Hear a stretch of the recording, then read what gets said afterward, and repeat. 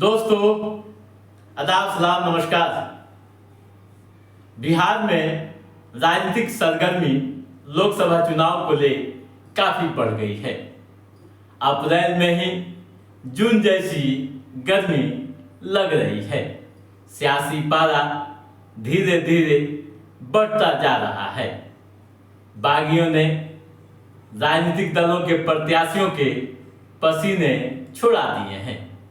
NDA हो या फिर महागठबंधन, बागी खेला करने की तैयारी में है। वैसे तो कहा जाता है कि निर्दलीय प्रत्याशियों के पास न तो झंडा होता है और न ही कोई बंदा होता है, लेकिन बिहार के कई क्षेत्रों में बागी उम्मीदवार काफी मजबूती के साथ डटे हुए हैं और माहौल को काफी दिलचस्प मोड़ तक पहुंचा रहे हैं। जैसे पूर्णिया, काराकाट, सिवान व नवादा सीट बागियों को लेकर काफी सुर्खियों में है। हम अपनी बात शुरू करते हैं पूर्णिया लोकसभा सीट से। दोस्तों, इस सीट से पप्पू यादव मैदान में निर्दलीय डटे हुए हैं। उनका मैदान में डटना राजनीतिक दलों के लिए एक बड़ा चैलेंज बनता दिख रहा है। जिस तरह के हालात बन रहे हैं और जो क्षेत्र से बातें छन कर आ रही हैं, उस पर भरोसा करें तो इस बार के चुनाव में पूर्णिया लोकसभा क्षेत्र में लालू यादव का दांव काफी उल्टा पड़ सकता है। आपको बता दूं कि यहां से राजद महागठबंधन ने बीमा भारती को मैदान में उतारा है, जबकि एनडीए की ओर से संतोष कुशवाहा लड़ाई दे रहे हैं। ऐसे में यह माना जा रहा है कि यह मामला त्रिकोणीय रूप ले रहा है, यानी जबरदस्त कांटे की टक्कर तीनों के बीच हो सकती है। वैसे पप्पू यादव समाज से आते हैं और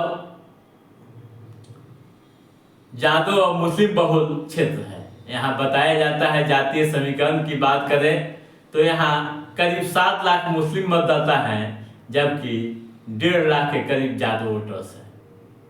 अति पिछड़ा भी 2 लाख के करीब हैं। वहीं दलित व आदिवासी 4 लाख हैं। ब्राह्मण 1.25 लाख व राजपूत भी करीब 1.25 लाख हैं।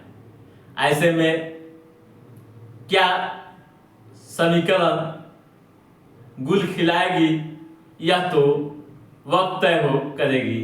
लेकिन जिस तरह के हालात बन रहे हैं, जिस तरह के माहौल वहाँ देखने को मिल रहे हैं और राजनीतिक पंडित जो बता रहे हैं, उस पर भरोसा करें तो यहाँ लालू यादव का दांव उल्टा पड़ सकता है। दोस्तों, दूसरी सीट काराकाट लोकसभा की है। काराकाट लोकसभा सीट से भोजपुरी गायक पवन सिंह ने चुनाव लड़ने का ऐलान कर दिया है। आपको बता दूं कि यहाँ एनडीए से उपेंद्र कुशवाहा मैदान में है, जबकि माले यानी महागठबंधन से राजा राम सिंह डटे हुए हैं। ऐसे में पवन सिंह की एंट्री काफी दिलचस्प हो गई है। कुशवाहा व यादव बहुल इस क्षेत्र में राजपूत वोटर्स भी काफी निर्णायक है।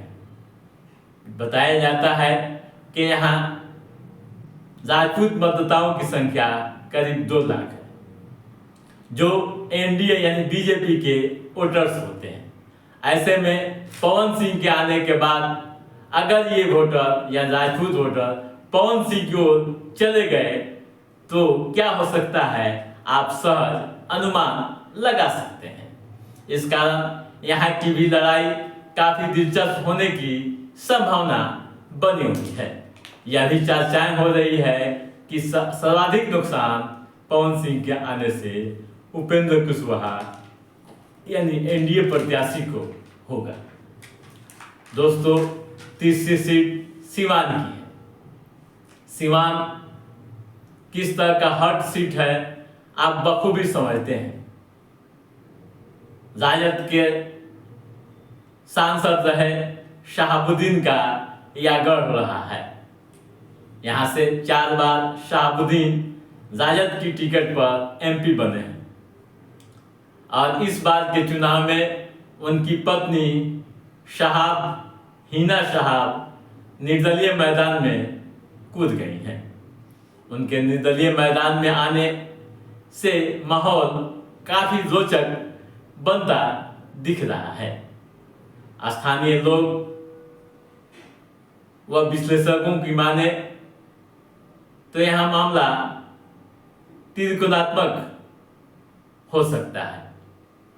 हिना शहाब पूर्व में 3 चुनाव आरजेडी की टिकट पर लड़ चुकी हैं, लेकिन इस बार वे निर्दलीय मैदान में हैं। वहीं इस बार आरजेडी की ओर से पूर्व विधानसभा अध्यक्ष अवध बिहारी चौधरी मैदान में डटे हुए हैं, तो एनडीए या जदयू की तरफ से विजय लक्ष्मी प्रत्याशी हैं।